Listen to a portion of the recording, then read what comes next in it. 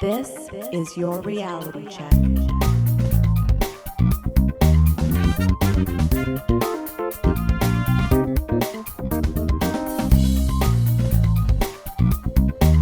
Hi everyone, and welcome to The Reality Check, the Canadian show that explores a wide range of controversies and curiosities using science and critical thinking. I'm your host, Darren McKee, and with me, as usual, is Adam Gardner. What's up, cuboids? We have a great show for you today, listeners. Adam is going to talk to us about the origin of Christmas lights. Yes, right. And I'm going to discuss the history of mistletoe. Ooh. But first, as this holiday season approaches us, we want to say a huge thank you to all of our Patreon supporters. We really, really appreciate it.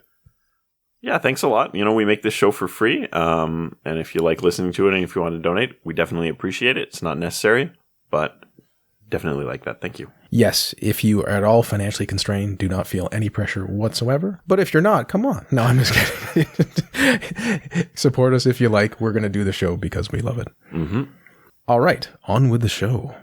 Mistletoe, the history of. What are we talking about? Well, when you walk into a holiday party and you see a sprig of mistletoe dangling from the ceiling, you probably think, awkward kisses, festival cheer, or maybe even a rom-com trope. But did you know it once killed a god? What? Yeah. Let's get into the story of mistletoe. Okay. From its beginnings to the present, and see that it has a darker side than its modern interpretation. We'll start with definitions. As you know, that's what I like to do. That's my jam. And then look at how different cultures across time thought of mistletoe. What is mistletoe, Adam? Well, first, it's not a tree, nor a shrubbery, but a parasitic evergreen plant. Holiday season upon us. It grows on the branches of other trees. Host trees, like oak, apple, and willow, siphoning water and nutrients while still producing its own green leaves and distinctive white berries. Yes, white berries. Oh, not red. Not red. That's some holly knockoff. That's what that is. I've been lying. I've been lied to and lying by propagating this image of the mistletoe. There you go. First it's disinformation, then it's misinformation. Oh, man. Botanically, it's thought of as a semi-parasite, capable of photosynthesis, but dependent on its host for survival. Weird. We all know some people like that. Does it hurt the host? Do plants feel pain? Is that what you're asking me? Does it negatively impact the health of the host? Maybe in some sense, but I think if the host was ever truly died, I'm just talking about plants dying, caused to no longer exist, then the mistletoe would also suffer. Yeah, so it's got a... Oh, boy. As mistletoe could stay green even in winter, this was seen as a sign of vitality and even immortality by some ancient peoples. Oh, boy. So let's go way back. Ancient roots, druids, and fertility. We're around year zero or 1st century CE, around that time. The earliest associations of mistletoe come from the Celtic druids, who revered it as sacred. Growing high in oak groves, mistletoe was difficult to harvest, which added to its mystique. Druids believed it had powers of fertility, protection, and peace. Rituals involved cutting mistletoe with golden sickles and using it in ceremonies to bless livestock, heal illnesses, or ward off evil spirits. Its evergreen leaves symbolized life in the midst of winter, while its berries were linked to fertility. Now, from my limited knowledge of the Druids, I can't help but think that they thought many things were linked to fertility. But to be fair, it wasn't just about reproduction for them. Fertility had a broader notion of life cycles and even cosmic balance. I guess, to me, twigging berries is just associated with fertility. So it's Christmas time out. Now we're moving forward, not that much through time, but to a different area, Roman and Greek medicine. While the Druids may be the first main users, the first written documented cases were by the Greeks and the Romans.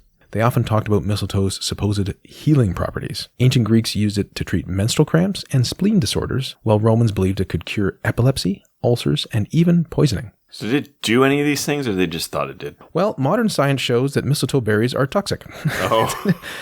Although extracts of the plant are still studied today for potential therapeutic applications, including cancer treatments. So it is entirely plausible that people made their symptoms worse or caused them through the application of mistletoe. Pliny the Elder, from good old 23 to 79 CE, wrote extensively about mistletoe's medicinal uses. He also talked about the Druids. So we only know about all the Druid stuff from 2 Roman sources, one of which was Pliny. Yeah. That's how it goes, right? Fast forwarding through time a little bit, we have the early Christian Renaissance period here, approximately 5th to 10th centuries. When Christianity was spreading through Europe, church leaders were wary of mistletoe's pagan associations. Oh, that's fair. Let's co-opt it. Yeah, everything. You got to be wary of everything pagan. Makes sense.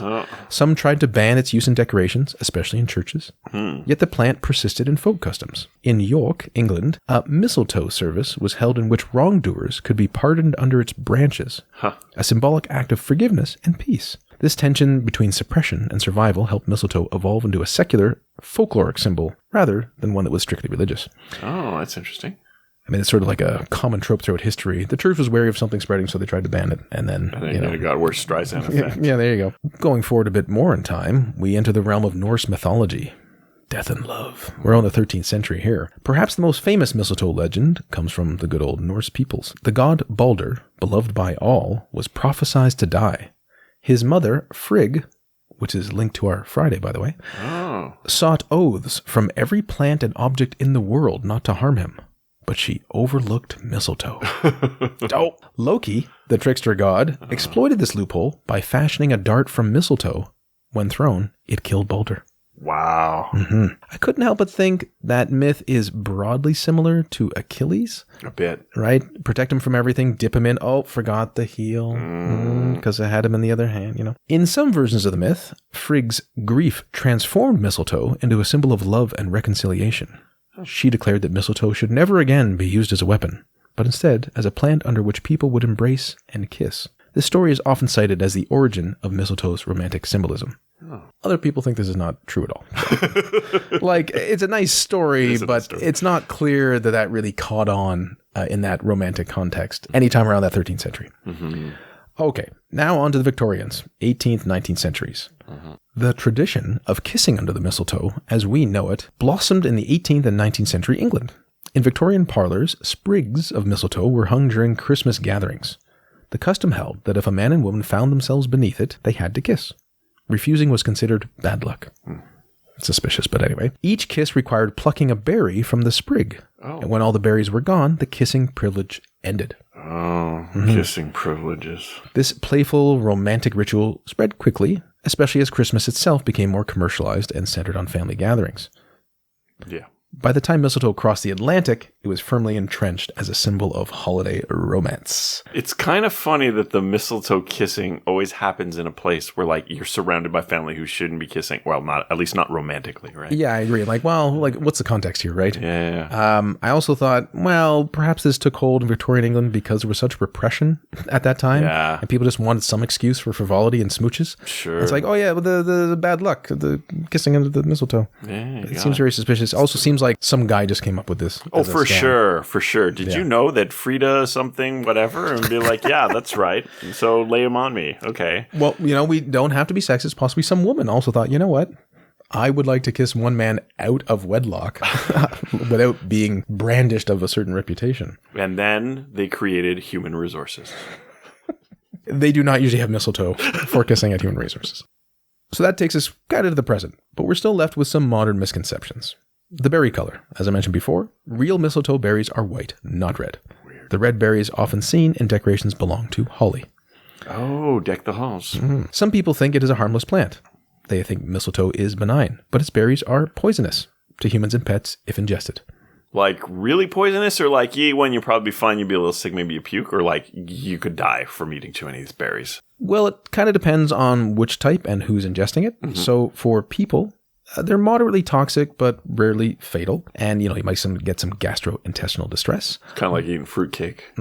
But if there is the European mistletoe variety, that is more toxic. And for cats and dogs, perhaps because of their size, it's much more dangerous and requires immediate veterinary attention if they ingest some mistletoe berries. Okay. And finally, about the misconceptions, the ancient kissing tradition. Well, it's actually relatively modern, not an ancient practice. More Victorian social games, not Druidic rituals. So we have this interesting symbolism across time, though, and this just shows what different things can mean to different peoples, right? The Druids, you have fertility and protection and peace. The Norse, you have death, grief, reconciliation, love. For the Greeks and Romans, there's healing and medicine. The Christians, there's suspicion, forgiveness rituals. Victorians, there's romance, playful social custom. And modern Christmas, it's awkward kisses, festive cheer. Awkward. Yeah. So you have like a sacred fertility plant to a weapon of death to Christian bands, romantic kissing, and modern party decorations. Yep, that sounds about right. And I think the modern mistletoe, too, it's usually plastic. Like, I don't know if people really use real mistletoe that they hang up anyway, right? And it'll just persist over time because that's how it goes now. Mm-hmm. Listeners, please write in if you enjoy kissing people under mistletoe or try to avoid it. Mm-hmm. But aside from mistletoe and its possible divisive nature, Christmas lights, all good, all the time. Is that so, Adam? How do they come to be? Why do we have so many Christmas lights? Good question, Darren. Christmas lights, called fairy lights in some parts of the world, are a popular Christmas decoration. They replace dangerous Christmas candles on trees, a major fire hazard. But how long have they been around? As it would turn out, almost since the invention of the light bulb. Wow. So lights and Christmas trees is an ancient tradition. The practice of decorating a tree indoors dates back as far as the 1600s. These lights are meant to resemble the light of a star, or more specifically related to Christmas time, the Star of Bethlehem, or the Christmas star that guided the three wise men. That said, I think maybe in Europe, the term fairy lights is more reference to like the light being an actual fairy. So those obviously wouldn't be stars. So this is also why you put a star at the top of the Christmas tree. My family always had an angel, but stars seem to be more popular. Stars are way better. I just want to say that clearly right now. Yeah. It's the most popular tree topper decoration, angels being second, and like third is like way far down. So it's just mostly stars and a bit of angels. The most popular topper was love. Oh, yeah. Clipping candles to trees and lighting them was pretty tricky and could lead to house fires. You didn't just light these up and forget them like we do now. You don't like have these lights on your tree for a month on every night, but rather they would be lit on Christmas Eve, and you kind of had to watch them pretty closely. It's very dangerous. So when did these electric lights come into it? The answer goes back as far as Thomas Edison, inventor of the Edison light bulb, the modern type with a heated filament. It's the main type of light bulb used for a good century. Edward H. Johnson, a friend and partner of Thomas Edison's, was the first to put Christmas lights on a tree back in 1882. He hand-wired some 80 red, white, and blue light bulbs and put them around his own Christmas tree in Manhattan. The tree also rotated. This confused me. How is this not tangling the cord? But the cord went through the center of the tree, so it didn't get tangled. And he wasn't using it to sell Christmas lights. He was just kind of trying to sell the concept of electricity and electric bulbs. 140 years ago.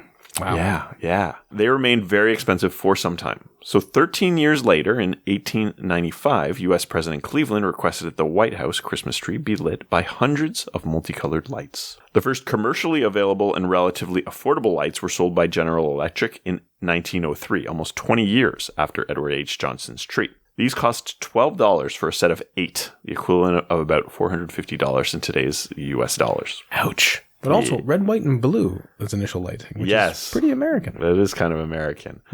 I don't know if that was intentionally American or maybe it was just like, this is the color that I could easily light with a filament based on that age technology. I assume it just so happens, right? Mm-hmm. Because, it's not clear they would have had purple. Yeah, they'd be like, I don't need green. The tree's already green. Or who knows, I don't know.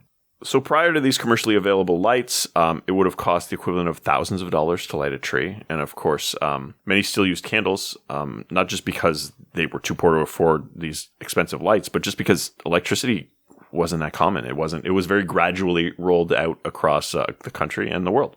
Back in the 1890s, few people had even one electric light anywhere in their house.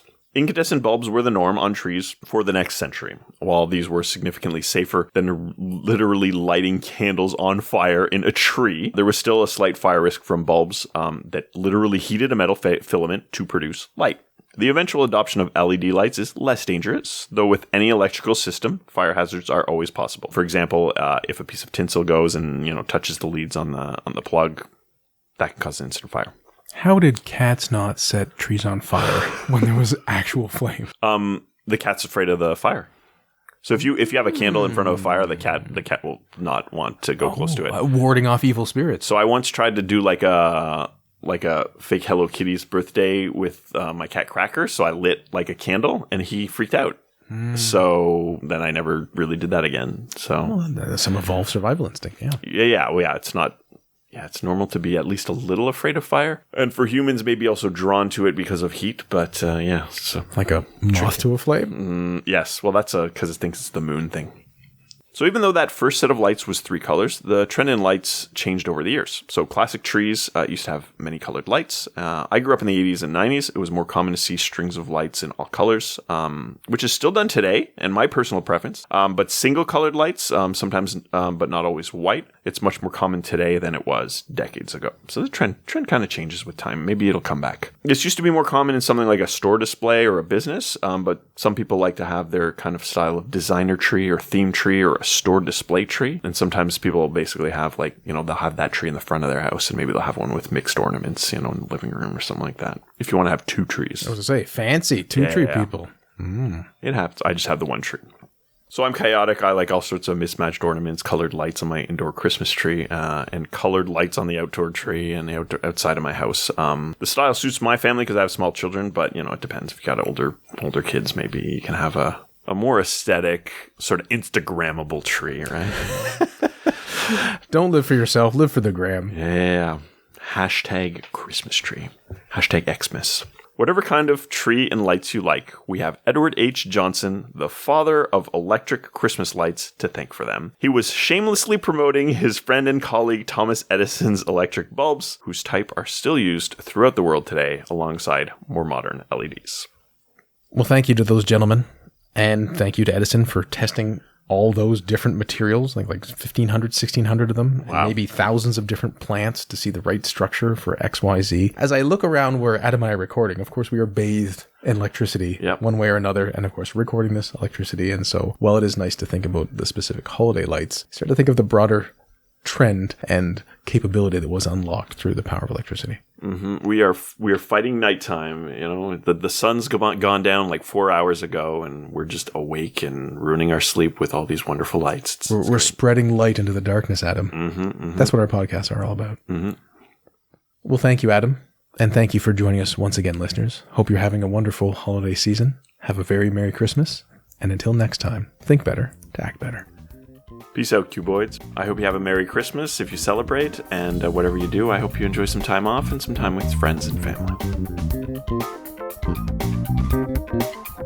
For show notes or to discuss this episode, visit our Facebook page and website at trcpodcast.com.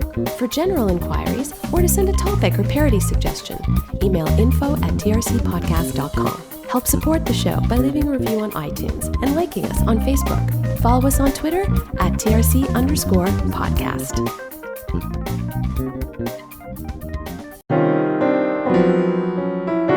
Outtakes. Oh, welcome to... I guess I could do that, but no. Well, do I want to do that? I don't know. No, I'll just work it in later. I am your host, Darren McKee. I paused. I'm going to do the whole thing again. Pauses are like the easiest thing to do. I know, now that I've done it. I should have just... Sorry. Oh, no. We can actually start the show again if you want. It's fine. If you say that, I got a joke to go with it. AI is so helpful. It's remarkable.